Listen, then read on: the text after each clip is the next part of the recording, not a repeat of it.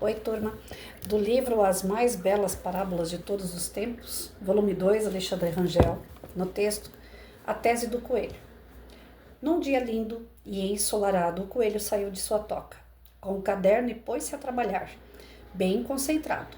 Pouco depois passou por ali uma raposa e viu aquele suculento coelhinho tão distraído que chegou a salivar. No entanto, ela ficou intrigada com a atividade do coelho e aproximou-se curiosa.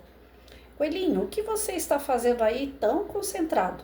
Estou redigindo a minha tese de doutorado, disse o coelho sem tirar os olhos do trabalho. E qual é o tema da sua tese? É uma teoria provando que os coelhos são os verdadeiros predadores naturais das raposas.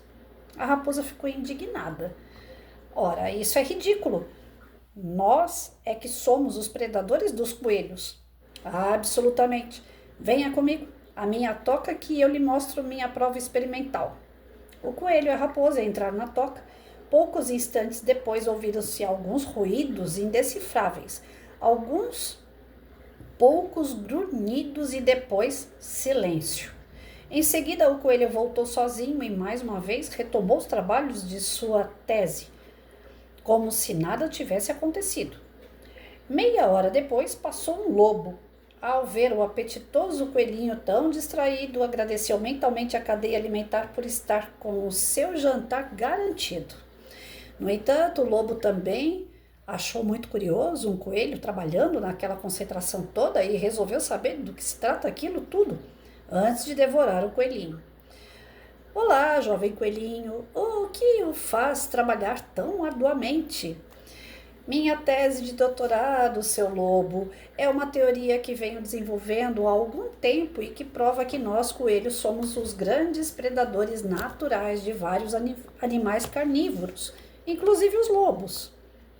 O lobo não se conteve com a petulância do coelho. Coelhinho, apetitoso coelhinho, isso é um despropósito. Nós, os lobos, é que somos os genuínos predadores naturais dos coelhos. Aliás, chega de conversa. Desculpe-me, mas se você quiser, eu posso apresentar a minha prova experimental. Você gostaria de acompanhar-me à minha toca? Convidou o coelhinho. O lobo não conseguiu acreditar na sua boa sorte. Ambos desapareceram toca dentro. Alguns instantes depois ouviram-se uivos desesperados, ruídos de mastigação e silêncio. Mais uma vez o coelho retornou sozinho. Impassível, retomou o trabalho de redação da sua tese como se nada tivesse acontecido. Dentro da toca do coelho, via-se uma enorme pilha de ossos ensanguentados e pelancas de diversas raposas, e ao lado dela outra pilha ainda maior de ossos e restos mortais daquilo que um dia foram lobos. No centro das duas pilhas de ossos, um enorme leão. Satisfeito, bem alimentado, palitando os dentes, vira para o coelho e diz: Não disse?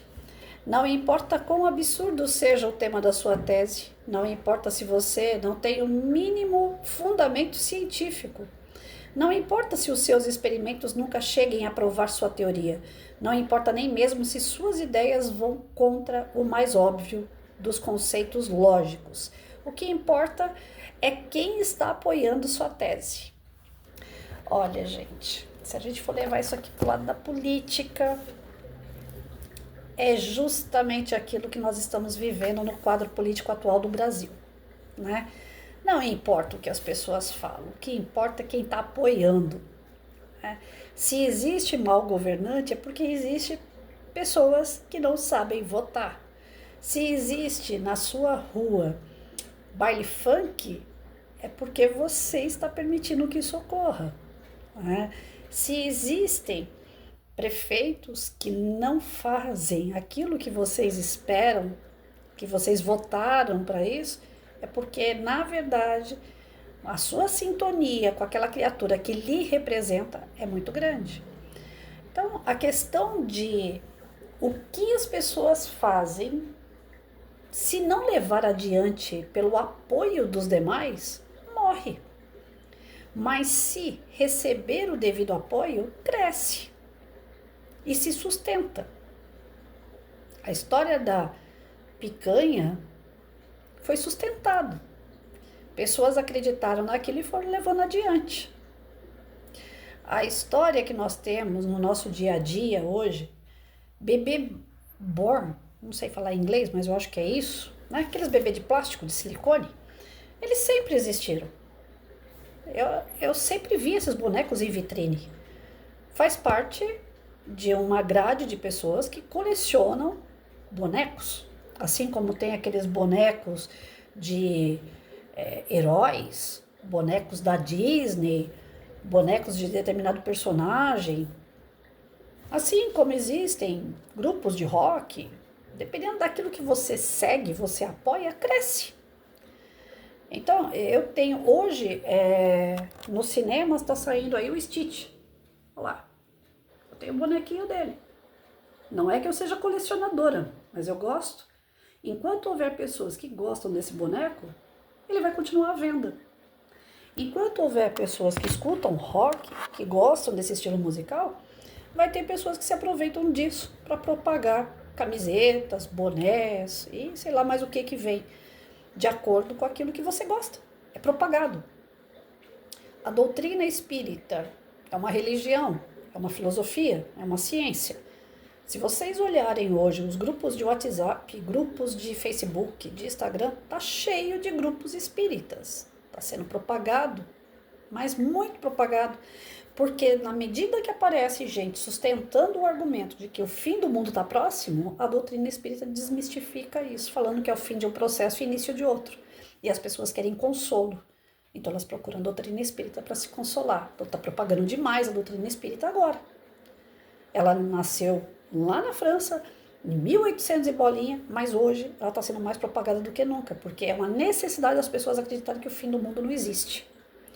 Quanto mais apoiadores têm uma ideia, não importa ela qual seja, ela vai ser propagada e ela vai se solidificar.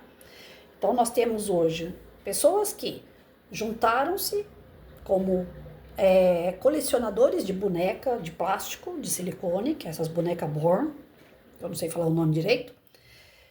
Partindo desses grupos, começaram a aproveitar a internet para fazer vídeos com essas bonecas, como se realmente houvesse ali pessoas humanas, mães de bonecas. E aí veio a invenção de hospital, onde outro dia eu escutei a mulher falando assim, aqui no nosso hospital ninguém sai comprando boneca. Aqui a mãe vem aqui e prepara o seu parto. Tanto é que a boneca sai de uma bolha de água como se ela estivesse nascendo de uma placenta. Ali a mãe sai com uma carteirinha de vacinação. Ali a mãe sai com todos os rigores de um condicionamento de criação, de educação de um filho. E ela vai ser assistida pelo hospital. De quando em quando ela tem que voltar no hospital para dar vacina, para ver peso. A coisa está aumentando. Aí dali daquele hospital já partiu a ideia de que as mães de bebê born começam a filmar nas suas casas o momento que está fazendo uma madeira pro bebê, o momento que coloca para arrotar, o momento que coloca para dormir, para dar banho. Já começa a tratar o bebê com roupinha de bebê, sai na rua, coloca no carrinho e age como se ali dentro do carrinho tivesse um bebê de verdade, vai para estabelecimentos comerciais, começam a ir, igrejas começam a ir em hospitais para pedir atendimento ao bebê. Olha como o negócio está crescendo, porque uma ideia foi espalhada e os outros aceitaram. Aí tá, as pessoas colecionadoras que passam dos limites, que agem no seu psicológico como verdadeiras pessoas desequilibradas, tratando um boneco como se fosse uma criança de verdade, como se não bastasse chegar a esse ponto, aqueles que, como eu, criticam também chegam no seu auge da agressividade. Eu estou criticando, avaliando uma situação. Tem pessoas que avaliam a situação e induzem a violência. Uma pessoa dessa precisava tomar uns tapas, uma pessoa dessa precisava acordar para a vida, é um louco, é um insano. Aí veio o processo contrário. Já estamos comprando a ideia da crítica. Aquilo ali já está servindo para criticar algo que é óbvio, mas que o auge da loucura faz com que todos critiquem. Para ver se pelo menos na crítica a gente limita, porque senão o ser humano daqui a pouco, pelo amor de Deus, né? Como assim aconteceu com os trans que querem é chegar no consultório, homem, geneticamente dizendo, homem que quer ir num consultório de ginecologista. Então a gente tem que chegar num ponto que a sociedade tem que criticar, tem que levantar lebre, entrar em debates, fazer leis para que contenha o excesso. Porque uma ideia foi se espalhando, e não importa que seja verdadeira ou não, mas como ela se espalhou e teve quem comprou, aí acaba sendo uma verdade. Uma ideia por si só é uma mentira. Uma ideia sustentada em várias ideias se torna uma verdade, por mais que não tenha um recurso científico aprovado por outros que são tão estudiosos e tão capazes de avaliar tal situação. Então nós estamos vivendo num momento de sociedade que tudo aquilo que se fala vira uma verdade, porque ganha força através de outras pessoas que aplaudem. Aí aqueles que não aplaudem, vira um debate. Um debate às vezes até desnecessário, porque para que debater o óbvio? Mas tudo bem, vai haver o debate para limitar. Havendo o limite através do debate, vão vir leis. E ao invés dos deputados, senadores debaterem leis que realmente façam uma diferença na vida do ser humano, não, eles estão debatendo se um bebê born deve ir ao hospital, não deve ir ao hospital, se uma mãe dessa é bem equilibrada ou não é, sabe? Coisas que não são necessárias, mas que se expandiram tanto que há necessidade de conter.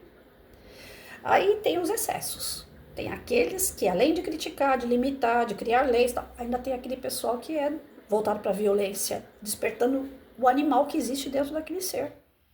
Ao invés dele evoluir moralmente, não. Aquela pessoa que, poxa, onde já se viu? Se eu estiver na fila de uma padaria para comprar pão e aparecer uma mulher dessa, daí eu boto ela para fora. Outro dia, não sei se é verdade ou não, porque a internet é uma fábrica de sonho, eu estava vendo um pastor chutar uma boneca no palco. Não sei se ele estava representando aquilo ou se de fato foi verdade, porque agora eu não sei mais o que é verdade e o que é mentira. De tantas ideias espalhadas pelo campo, principalmente da internet, que eu já não sei mais quando é verdade e quando não é. Aí eu creio que seja uma representação para fazer as pessoas criarem consciência. Mediante um grupo de pessoas que colecionavam bonecas, a coisa foi descambando para o lado social, chega na parte política, a parte religiosa e vão atingindo outros setores, inclusive chegar em pessoas mais extremistas. E aí quando chega nas pessoas extremistas vem a violência. Aí, poxa, mas era só um grupo de pessoas, porque agora já tem vídeo desse pessoal aí, dessas mães de bebê born, fazendo vídeo falando assim, gente, vocês acreditam em tudo aquilo que vocês veem na internet? Era só cena, era só engajamento. A gente só queria fazer vídeos brincando, entretenimento. Entretenimento que foi longe demais. E que pegou mentes doentias, que também estão indo longe demais. E que estão atingindo o funcionamento, o bom funcionamento de uma rede social, seja de internet ou real. Onde dentro desse bom funcionamento tem que ter essas regras, mas porém tem pessoas que fogem às regras por lado da violência, do extremismo. Aí vem essas mulheres agora falando assim, vocês querem até bater na gente, não faz sentido a gente apanhar porque anda com uma boneca na mão. É só uma boneca inofensiva, ninguém tá saindo com arma na mão, por que a gente tá querendo, por que tem gente querendo bater na gente? Porque as ideias estão propagando e as ideias são perigosas. Uma ideia simples é só uma ideia e às vezes uma mentira. Mas uma ideia, por mais simples que seja, quando ela começa a ganhar apoio, ela se torna verdade. E isso, dentro do quadro da educação, não é diferente.